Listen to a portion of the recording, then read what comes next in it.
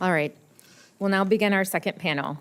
This panel will assess U.S. decisions on governance, state building, and political order in Afghanistan from 2001 to 2009, with a focus on how those choices shape the long-term trajectory of the conflict. We will examine the Bonn Conference and the implementation of the Bonn Agreement, exploring the extent to which U.S. priorities aligned or conflicted with Afghan realities and visions for post-Taliban governance. The discussion will also revisit early efforts by senior Taliban figures to initiate reconciliation and analyze the rationales behind the U.S. and Afghan government's rejection of these overtures. We will consider whether strategic opportunities for a negotiated settlement were prematurely foreclosed. I'd like to now introduce the panelists. Following the Soviet invasion of Afghanistan in 1979, Mr. Yunus Kanuni joined Ahmad Shah Massoud's Mujahideen in his native Panjshir Valley. He later helped to establish the Northern Alliance and served as Interior Minister in Burhanuddin Rabbani's government. He was chief negotiator for the Northern Alliance delegation to the Bonn Conference, an experience to which we will ask him to speak to today. After the fall of the Taliban in 2001, Mr. Kanuni was a minister in the post-Bonn interim administration and then as education minister in the Afghanistan Transitional Administration, which was established in June 2002. He also served as a security advisor to then interim President Hamid Karzai. From 2005 through 2010, he was Speaker of the Parliament. He then went on to be Vice President of Afghanistan under President Karzai in 2014. We're also joined today with the Honorable Andrew Natsios, who is currently a professor at Texas A&M University's Bush School of Government and Public Service and the Scowcroft Institute of International Affairs. Professor Natsios has a long history of public service at the local and federal levels, including serving as administrator of the U.S. Agency for International Development from 2001 until January 2006, an experience we will ask him to speak to today. Following his time as USAID administrator, Professor Natsios served as U.S. Special Envoy to Sudan between 2006 and 2007 to manage the Bush administration's response to the Darfur crisis and the North-South Peace Agreement. He also held the position of Distinguished Professor at Georgetown University's Walsh School of Foreign Service from 2006 until 2012. He was a member of the U.S. Army Reserves for 23 years, served in the Gulf War in 1991, and was a lieutenant colonel when he retired in 1995. He is also the editor of Transforming Our World, President George H.W. Bush and American Foreign Policy, which was published in 2021. We are also joined today by Ambassador Mohammad Omar Daudzai, who served as the Minister of Interior of the Islamic Republic of Afghanistan from 2013 to 2014. Prior to that, he was Chief of Staff to President Hamid Karzai from 2003 to 2005, and again from 2007 to 2011. In between his two terms as Chief of Staff, he held the role of Afghanistan's ambassador to Iran. Following his second term as Chief of Staff, he was appointed to be Afghanistan's ambassador to Pakistan. He also held roles in the High Peace Council and as President Ashraf Ghani's special envoy for Pakistan. And finally, Ambassador Richard Boucher, who has a career spanning over 3 decades of service. He has achieved the highest rank in the U.S. Foreign Service, that of Career Ambassador. Ambassador Boucher's career began in China at the start of economic reform and included numerous assignments in that country. Later, he became the longest-serving spokesman in the history of the State Department, serving 6 secretaries of state. From 2006 to 2009, he formulated U.S. policy for Afghanistan and Pakistan, as well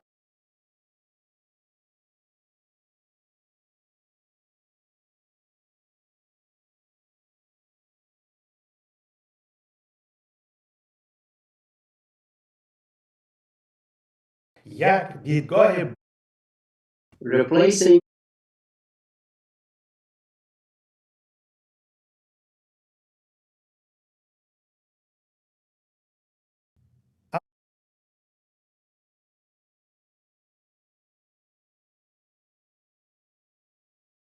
be addressed. We designed our early program based on that survey. The survey خشت أول witnesses.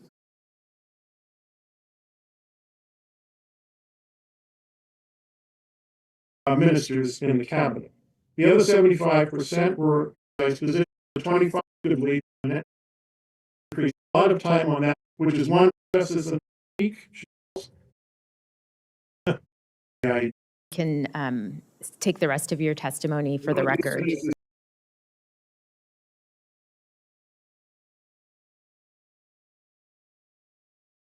$200,000 in seed money. Several Ambassador Daudzai, Assalamu alaikum. Thank you for joining us. It's questions. Thank you, and we'll definitely have more time for questions on these important development issues. Ambassador Daudzai, Assalamu alaikum. Thank you for joining us. It's good to speak with you again. You are recognized for your testimony. Bismillah ar-Rahman ar-Rahim. Thank you, Madam Chair, dear commissioners and fellow witnesses. Good morning to all of you and good evening to myself.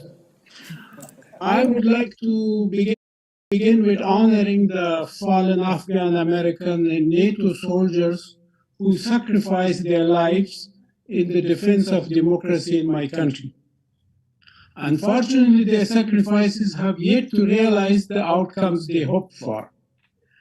It is imperative that we learn lessons from this hugely costly period of both glory and bloodshed.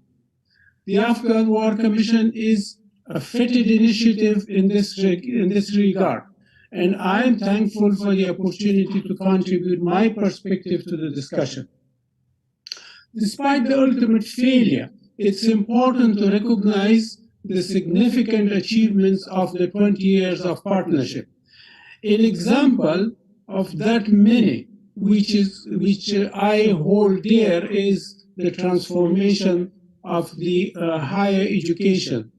Students' enrollment in universities jumped from merely 5,000 boys in 2001 to 470,000 in 2021.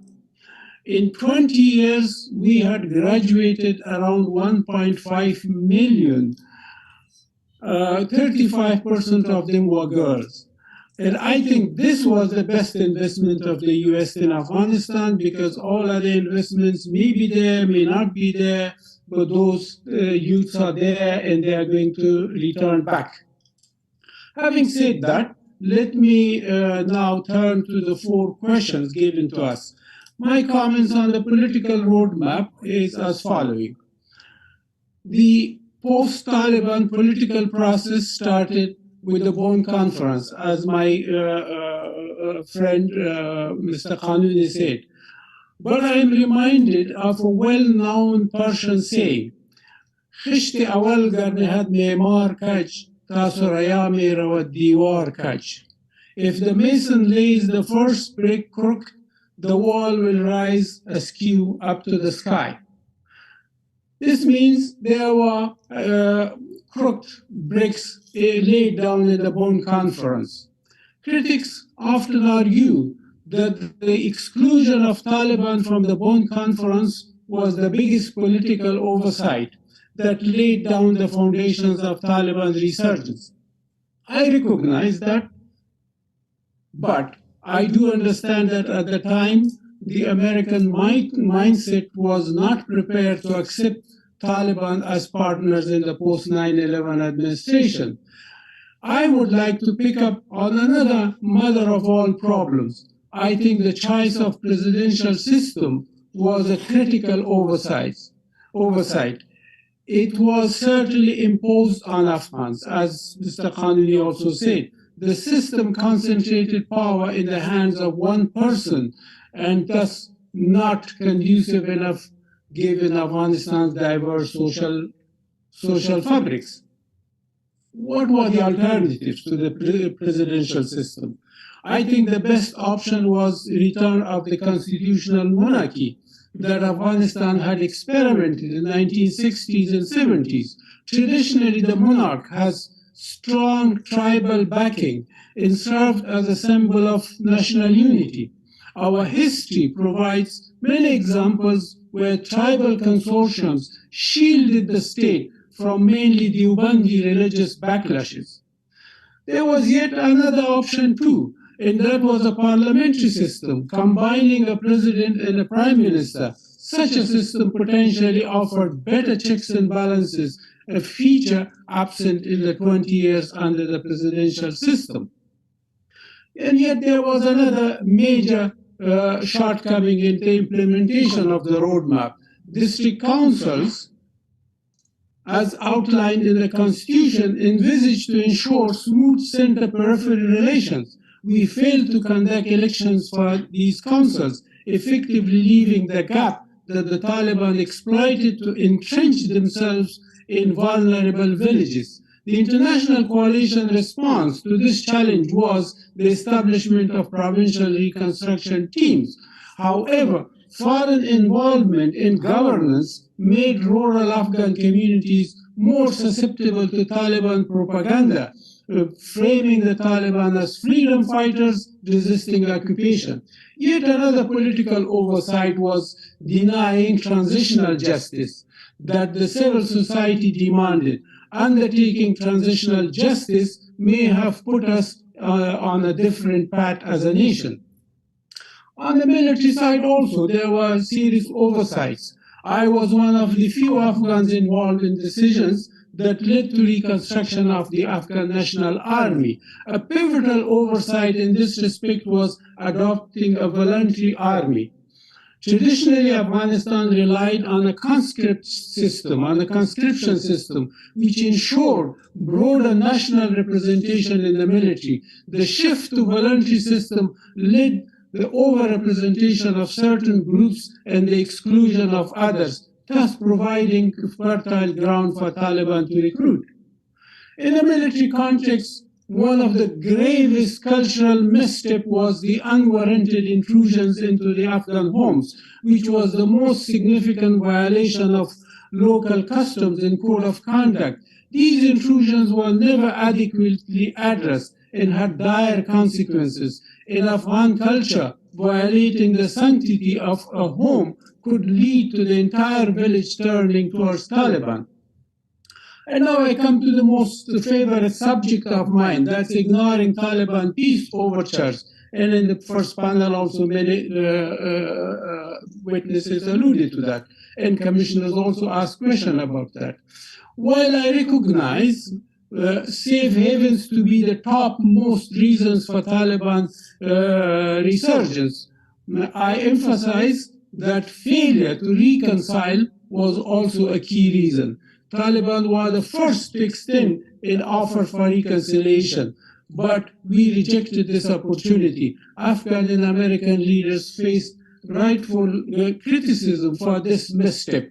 In the first 5 years, Afghan leaders dismissed Taliban as mere puppets of the Pakistani intelligence service known as ISI, deeming them unworthy of reconciliation, while the US conflated the Taliban with Al-Qaeda, considering them irredeemable. In mid-2004, I was approached when I was chief of staff to the president by a clandestine Taliban delegation who presented me a list of 30 Taliban leaders, 12 of whom were ex-ministers and 11 of whom were ex-governors, including notable figures such as Jalaluddin Haqqani and Maulay Kabir. They expressed a willingness to reconcile contingent upon receiving amnesty for their past actions. However, when I presented this opportunity to President Karzai, he showed little interest and referred me to Khalilzad, who in turn took too long to respond. Meanwhile, President Karzai reassigned me as ambassador to Iran and transferred the responsibility for reconciliation efforts to Sabghatullah Mujadidi. Unfortunately, Mujadidi's mandate, and again that mandate was decided by Afghans and foreigners, focused more on surrender rather than true reconciliation. When I relayed these developments to the Taliban delegation, they were understandably frustrated and left in anger. By 2006, when Taliban had regained a foothold in Afghan villages in the Pashtun-dominated south, and Quetta, Peshawar, Miram Shah Shuras were emerging, President Karzai began advocating for reconciliation. However, the US remained opposed. It wasn't until 2009 under President Obama's strategy that both President Karzai and the US aligned on the need for reconciliation, but then it was too late. And then- Ambassador, may I respectfully ask you to wrap up your remarks? Okay, I will leave my comment on the regional dynamics maybe to the question and answer. I'm sure some people may ask me the question, but I will conclude with saying that that we have learned a lesson that nothing is forever. There is no end state. Yesterday we were proud of our Afghan-American friendship. Today we are proud of our friendship. Who knows, tomorrow we might switch back to formal partnership to honor the sacrifices of fallen soldiers and colleagues. The lessons learned thus are critically important. Thank you very much for your patience. Thank you, Ambassador Daudzai. Ambassador Boucher, you are recognized. Thank you very much. Co-chairs, distinguished co-chairs, distinguished commissioners, thank you. It's a pleasure to be with you today and to talk about my experience working on Afghanistan at the State Department.